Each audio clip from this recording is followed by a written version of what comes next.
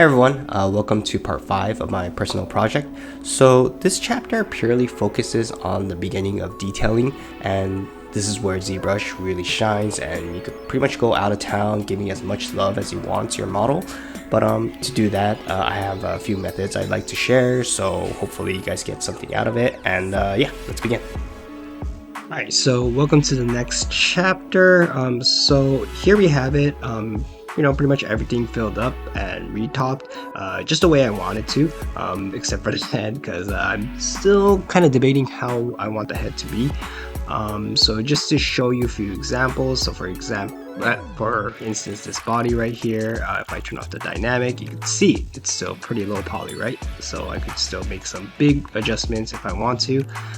This dynamic subdivision just gives this nice polish to it, okay? But it doesn't mean it's high yet. It's still low poly, so that I can adjust it. So this arm right here too, if I turn on the poly frame, you could see how the poly or the poly groupings are with the creases. So yeah. Now that I have this down, you might have noticed some sections that have quite a heavy details, right? So for example, this little section right here on the chest, with these kind of like these mesh type of textures right here, some of these hydraulics that have a really nice detail, this little arm joint right here. So this is what I want to go on about on this this chapter right here. So yeah, let's move on and talk about detailings. All right. So for the first method of detailing I want to talk about is a method called kitbashing. So if you go online, there are all these existing pieces of really detailed hard surface designs that people have created. So this one is from Azure Advocates, which I love using quite a lot. So yeah, like if you were to buy this product, you get all these really nicely detailed pieces that you see. So there's some on ArtStation that you can buy for some for free, some quite a price. Vitaly Bogrov has some really good pieces, but like I said, the prices can be quite hefty sometimes. And again, if you check ArtStation and on Marketplace, you just look for kitbash pieces. There are tons that people have created that you could just either purchase them or download them for free, and yeah, try it out into your scene. So okay, let's go back to our ZBrush. Okay, so what I'm going to do is I'm going to go to my cylinder piece right here and make this as Polymesh 3D, import, and then I am going to go to my kitbash folder, and let's go into Azure Advocates, and then just and what I like to do in ZBrush is to download the OBJ files, just because they're pretty much flat, and sometimes with the FBX, it gives you multiple subtools, which I mean, you could just merge it down in the end, but it just kind of gets annoying dealing with all these like pieces, floating pieces and subtool. Okay, so boom. So these are a bunch of Azure Advocate pieces that I like to use. So yeah, let's try using them right now. Alright, just a quick update with my ZBrush happened right now. I just kind of upgraded my ZBrush from 2022 to 2025, but that's why the UI looks a little different. But everything else, I'm still gonna work the same way, so not to worry, and I'll try to do my best to explain. So let's continue on. So now that I have this kitbash pieces from Azure Advocate, let's say that I want to choose something like this piece for like a hydraulics or something, right? So this little sci-fi tube. So I'm just gonna hold Control Shift and drag the screen and just kind of select this guy. So it will split him. So what I'm gonna do is going to go to subtools, split hidden, and I have it right here too because I use it a lot. Split hidden. So I have this guy selected, and make sure on subtool I have the split one selected, right? Not everything, just this guy. And then I'm gonna go back to my doll, and let's say I want to set replace this hydraulics right there, right? The simple cylinder. So I'm going to go to, well, first of all, let's see, go to insert, and now on the quick pick I have the tube that I separated earlier. So I'm just gonna click on that, boom, it's in here. If I press F, there you go. If I press F again, it's kind of far away. So what I'm gonna do now is I'm going to go to the deformation and unify it, and this is something that I use a lot too. So unify, boom. So it will bring that right in the center, and I'm gonna rotate it 90 degrees and just kind of squeeze it in and eyeball it to place it where that piece is, okay? So let's see, something around here maybe. All right, let me just isolate this guy and just kind of split him up so you can see exactly where I'm kind of placing this tube. Okay, so yeah, there you go. It's kind of in there. Make sure it's also in the right hole as well, because I made a hole purposely for this piece to kind of fit in somewhere around here. Boom, yeah. So it fits in. And I'm gonna show it. And what I could do is I could just mirror and weld as well on the other side. I have it right here, but it's also under subtool. Where is deformation? Not subtool, geometry, modify topology, mirror and weld. So it's on the other side as well. Let me just get rid of it. So I think I'm happy to get rid of this guy. So let me just, he's the only one, right? Yeah, so I don't think I need this guy anymore since I'm happy with the replacement. So just make sure I'm inside the wire, or inside the folder, and make sure I have this guy selected, not the folder, right? Just delete it, boom. So voila, now I have this piece replaced. Oh, I guess I'm missing this piece right here. So mirror and weld this guy as well. Where's mirror and weld? Boom. Need to get used to my new UI. Alright, cool, yeah, so now it's in there. So let's continue on. Now with these pieces, just one thing to note is, you know, don't be afraid to kind of like mix and match these guys and squeeze and pull, rotate, and kind of like make your own kitbash with these kitbash pieces, and then, you know, bring it into your scene and kind of like replace some more of the simpler piece to kind of detail. You know, that's why they're called kitbashing, right? You know, you just kind of use whatever pieces, just like Lego, to kind of bash it into your liking. So yeah, that's a quick tutorial, I guess, quick little demo with the pieces, kitbash pieces that I'm gonna go on and about. So the next type of detailing we're gonna go is to approach it manually. And this is a pretty popular method.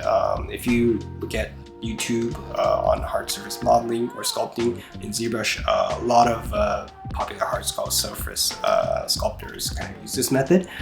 So I'm gonna go into this piece right here and focus on how I'm gonna go on about.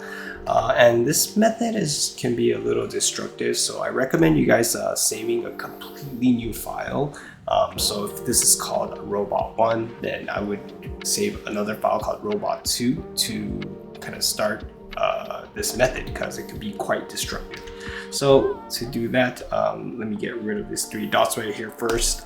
Those are the indicators that I'm going to be using later on to this to make a hole. I just have those 3 dots so that I won't forget later.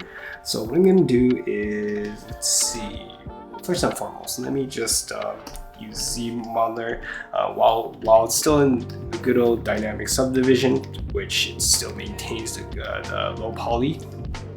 I mean, you know, it's still low. So with this, I still want to kind of use this method to just kind of, you know, add last minute ZModeler detail with this. So inset this standard Okay, and go in something along like that, and then Q mesh, and then polygroup island, and boom, just bring it out like that. And just turn off dynamic subdivision a little more, something like that maybe.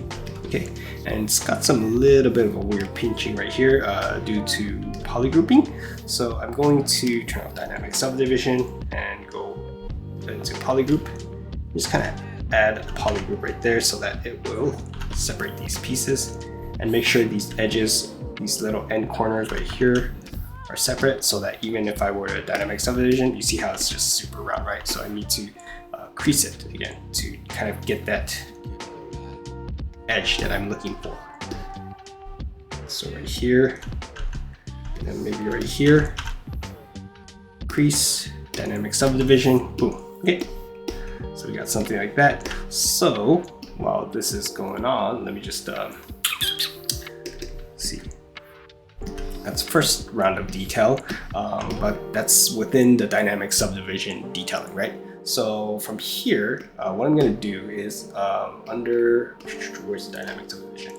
Dynamic subdivision, again, I'm going to apply it, okay? So I have it right here too, just because I'm going to be using this a lot. So I'm going to apply it, and by doing that, instead of dynamic subdivision, this becomes just a subdivision level, okay? So I could still go down to low polygroup, which is 158, but you know, now it goes up to 40K, right? But at the same time, I'm not gonna need this, so I'm going to delete the lower, and then it can see if I go to polyframe, Control Z. I'm gonna divide it one more time and then delete lower, so I have this good hefty polygons that I could work off with, right? So now what I'm going to do is I'm going to go to standard brush, and this is the fun part. So I could just start kind of sculpting and kind of giving that good detail, right? So the intensity, and just kind of like adding that line, that, you know, that techie line that you kind of see, a lot of like cool hard surface look. And if this is not strong enough, kind of bump up the Z intensity to get that nice push, or if it's still kind of like weird to control it, you can always go to stroke, lazy mouse, and increase the lazy radius, I believe. Yeah, there you go. So now it's a little more easier to kind of control the line, something like that, right? Okay, and one other thing you could do is you could also use the masking tool to kind of, oops, control your strokes too. Not strokes, but like your model. Okay, something like that. Just switch it, W, and then hold Alt and click on the location you want to not extrude, but like kind of move. Boom. Okay. So you can kind of see it gets this nice, cool, techie line to it, and you see how it's kind of like wavy. So that's because the model is kind of stretched out. You might have to play around with this by dynameshing as well. So I'm gonna dynamesh it, or you just dynamesh like this. Oops. Divide just a corner like that, or again, just dynameshing. I'm just gonna dynamesh the whole thing, but this is just a really low dynamesh, so I'm gonna increase it. Something like that might be good. Still a little wavy, so I'm gonna Control Z. If you wanted to go really rough or really high with the dynamesh, you could always turn off this little dot right there. And then now if I were to dynamesh it, 161 becomes 1 million. Now that's a lot, so I'm gonna Control Z, kind of bring this lower to, I don't know, 500 maybe? 300 K, okay, a lot more workable. So I'm gonna kind of shift and just soften that area. So it's kind of clean and nice. And again, with my brush, I'm going to just kind of draw in a techie line. Maybe if this is not working, then I could just kind of use the good old masking tool. W, click, hold Alt, and just tap right there. So just kind of pushes. I'm able to push that exact location. And if I were to scale it, it kind of scales like the way I don't want to. It kind of scales to the center. So when that happens, make sure to turn on the local symmetry and then do it now. And it will kind of scale dynamically, right? If you know what I mean. Okay, and then dynamesh it, and then you can just kind of smooth it. So yeah, that's pretty much how I would go on and about with kind of adding in these details. One thing I want to do is, let's see. I'm gonna go to standard. I'm gonna stay with standard brush. Let's go with Lightbox. So under alpha, I have, again, if you, just like how I kind of looked up Kitbashing, there are a lot of alpha brushes out there that you can kind of download from. And this is something that I've kind of found throughout my days of using Zbrush. You know, there's, again, just like how you search Kitbash, there's a lot. So on alphas, so I recommend you guys looking through and kind of finding that perfect alpha brush that exists out there, okay? So I'm gonna click on this 4 line right here, just so that it's easier to see, and kind of scooch this in. So now it kind of gives a lot more smaller, but you know, this is just faster loading. So let's see what's a good one. I forgot where I got these alphas, but they're really useful too. So something like, let's say I want to use this brush right here, right? So I'm gonna double click that. So that's gonna turn on the texture right here. And what I'm gonna do is I'm gonna click on this, tap on this, and just make alpha, okay? And then by drawing, that's not gonna really do anything just because I'm still drawing it. So I could either drag it like that. And why is it? Oops, I think I need to turn off the symmetry now. Drag it, or drag it the other way to make these whole. But this way, it's kind of a tricky because, you know, you're kind of having to manually control the whole size, right? So instead of drag, I think I would have to do drag dot and increase the size, hold Alt.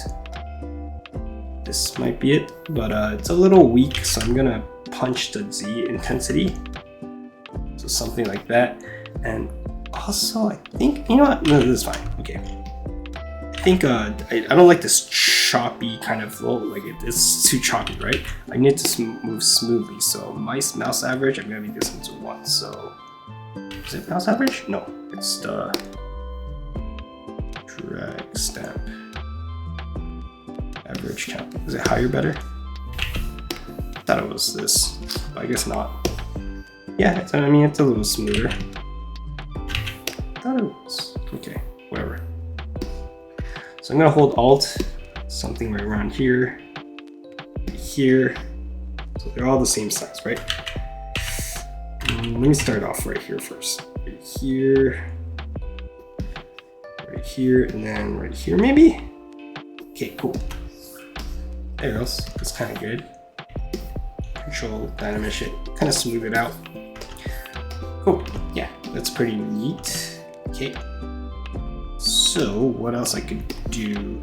Yeah, I mean, that's pretty much it, honestly. You know, it's just kind of going in with a standard brush to really kind of draw in the detail that you want. You know, like these kind of lines. And then, you know, using some of the alphas to kind of stamp in some different details. So let me just do something one more time.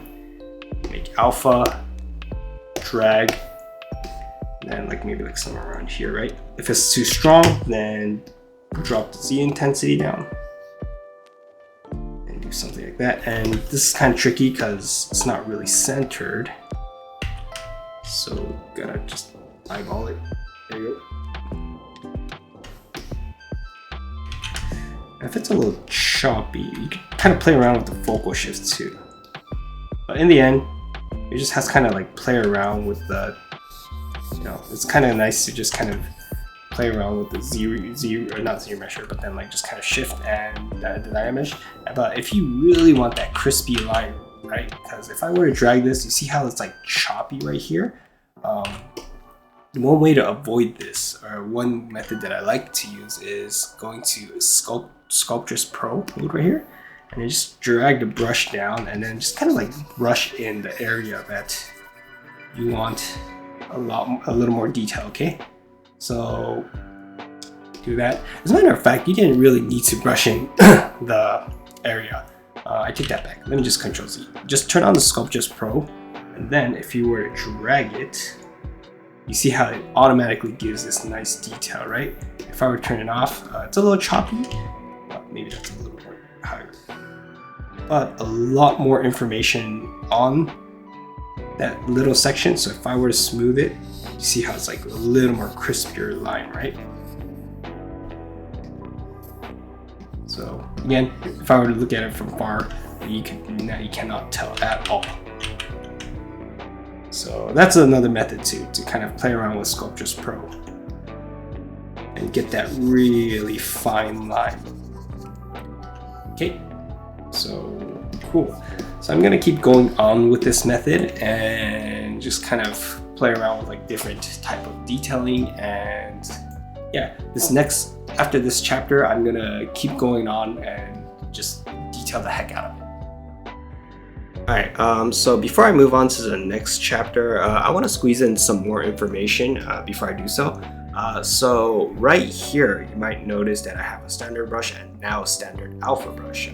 That's because I'm going to be using alpha brush a lot. I ended up making a custom brush. So standard being just a normal standard brush, I added a lazy mouse so that, you can make these like techie line like this, right? And then standard alpha brush right here is something where I have the custom alpha set, and if I were to drag it, I could just kind of add these kind of like alpha stamps to it. But the thing is, again, standard alpha is something that I just made, and it does not exist in default library like this. So to do that, or the way I made this is that, so first of all, I have standard selected, right? And what I did was I went to brush and cloned it. So I have this standard brush 1 right here, right? And now what I'm gonna do is with this clone standard brush 1, this is where I would set it to like alpha and kind of get rid of this. So next time, if I were to kind of choose the alphas, I just choose whatever alpha I want and kind of do that same method, right? And from here, I just basically went to save as, and as you can see, I already saved the standard alpha right here, but wherever your ZBrush file is, so in my case, it's a local C drive and program files, Maximum ZBrush, Z startup. Okay, so you got to put it in Z startup and brush presets, and then this is where you name your brush. So in this case, standard alpha, and just save it, and you'll have standard alpha brush in this library from now on. Okay, and the way I brought this guy right here, might as well just kind of talk about the configuration the UI. Okay, so to do that, I just go to enable customize UI. So choose that brush. So in this case, let's say I chose this our standard alpha brush, right, that I made. So I would go to brush, and then hold Control Alt, and then basically drag this to wherever I want. Okay. So I already have it right here, so I kind of dragged it in. Let me see if I could drag 2 of them. So there's 2 of them right here, which is unnecessary. Control Alt, and if you don't want it, Control Alt, drag it out into the screen, and boom, it's gone. Okay, so preference, and maybe I wish there's like a way to scooch it in. Yeah, I'm kind of getting a little tight in this space, so that's why I decided to put it in here. But preference, once you're done, turn off enable UI, and kind of like ends up in a weird area. So let me just move it down right here. Yeah, I need more space. I wish there was like a way to display the brushes a little more smaller. Okay, so enable UI, turn off, and then just store config, and boom. So now I have my normal brush and the alpha brush. Okay. And actually, I'd like to show you guys one more brush that I'm gonna be using throughout the process. So under Lightbox, if you were to go to, where is it? Trim folder right here, and then there's a brush called Trim Hole. this one's pretty powerful as well. Let me turn off the Sculptress Pro for now. It's gonna be really cool to kind of add in sort of like punch in a hole where you want like some nuts and bolts, so something like around here. So you know, like a really cool way of kind of introducing those complex nuts and bolts type of holes. So I like using this brush a lot through my process, and you'll be seeing this a lot. So yeah, like something like this, right, is really hard to do. And then from here I would insert the brush, and might as well, you know what, here, yeah, I forgot to talk about the IMM brush too. So something like this, and then if you were to go to the IMM brush with this nuts and bolts right here, so this will give you all these like bolt heads, so you can just kind of like punch in the bolts in here, boom, drag it in there. But in this case I wanted to choose the drag dot because I wanted the same shape, right? So I don't know what the shape is. So 2 maybe, so right here, so boom. So something like that. I'm gonna be using this method a lot, so combo of IMM with trim hole. Okay, so yeah, just kind of remember that method. And yeah, I think I've kind of explained here a lot. So let's go to the next detail chapter so that I could kind of get in you guys with more information. Alright, I lied. Let me squeeze in one more bit of information before I bounce. So let's talk about cloth, okay? Just because that's something that I'm gonna be using a lot, especially in this neck area, this little kind of like this chest area here. So this open area, I'm gonna make it into like a cloth. And with Zbrush, there's not too much magic to it. Most of the time I'm gonna be using standard brush to sculpt manually and some alphas, but let me show you the initial way of how I would like to kind of get started on this. So first of all, I have the dynamic turned on, right? So with this, again, I'm just gonna apply it. And let's see, there's no subdivision. So in this, with the cloth, I realized that subdivision works better than dynamic subdivision, and instead of using Dynamesh. So just kind of keep that in mind. So what I'm gonna do is I'm gonna make it into that, you know, like that cloth, that poofy type of cloth. So I'm just gonna paint this in. This might be a little way too, yeah. Let me divide it once. So divide this, and I think I could work from this better. So something around here. So this doesn't have to be exact. Just kind of like in the ballpark, just something around here, because I want this area to poof out, right? So I'm just gonna invert it like that. Maybe soften it once, something like that. Okay, so from here, one thing I like to do is go to dynamics. Then I don't want gravity to work with this because I want to poof out. Gravity is going to make it fall down, and I think this is good. Or inflate. Let's turn on inflate and run simulation, and boom, stop. So yeah, I mean, it's not the best. Again, like I said, there's a little pinch right there, so I think I might have messed there. So it's not the best, but this is like a good sort of like a starting ground. So let me do it again. You could play around with this setting, but honestly I think this was the best setting that I found. So run simulation, boom, stop right here. Okay, then turn it off, and then from here kind of like divide it more to kind of get that a little more of a strong, you know, polish to it.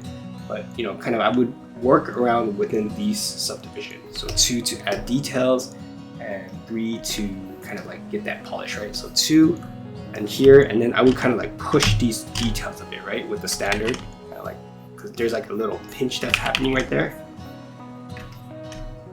Okay, and then another thing I could do is I could go to my, I'm gonna use this alpha brush. Okay, so within the light box, in the brush, I have multiple kind of like cloth brushes.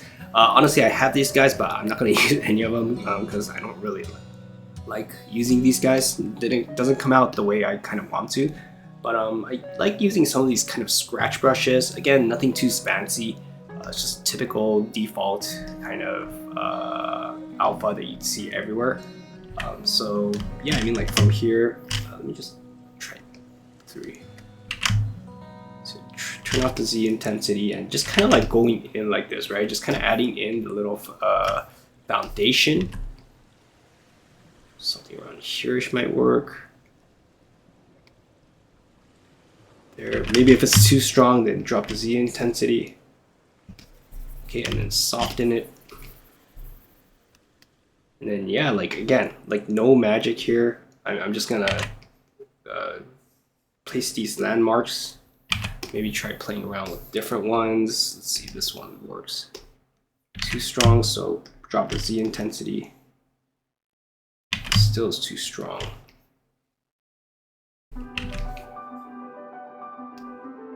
Right, so with this, go back to standard and then just kind of like sculpt in, punch out some of the details.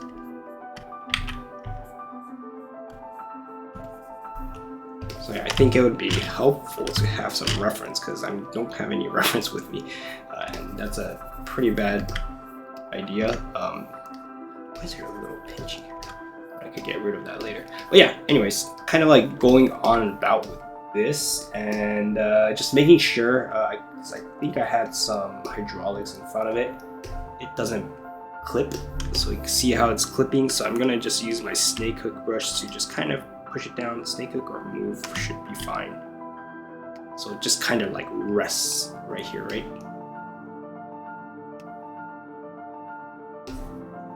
So something like that maybe. Okay, and another thing I like to do, and this is not necessary, but it would kind of add like a nice little detail to it. So on top of this, I'd like to add in a noise. So surface noise. If I go to surface and click on noise right here, so this kind of gives this nice noise to it, and you can just kind of play around with the scale and just kind of strength of it. At the same time, if you go to noise plug, let's say if I want to give like a kind of like I don't know, there's all these different type of texture, spheral stripes.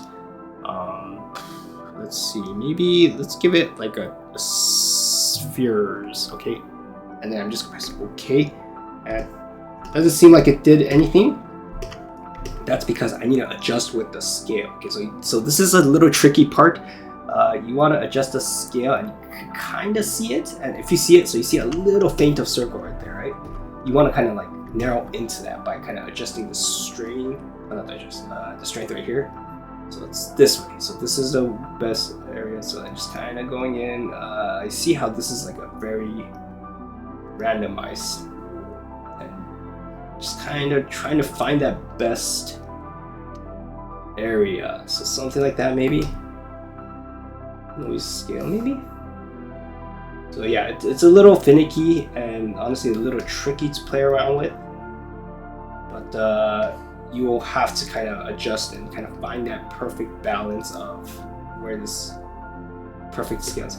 And I don't like how it's some areas it's just kind of like faded, but that might be good. But yeah, you could kind of like play around. If this didn't work, then maybe you could try like something like the weave. And you see how this kind of one feels a little better, right? So I'm gonna press OK, and you can kind of see that slightly woven texture onto this.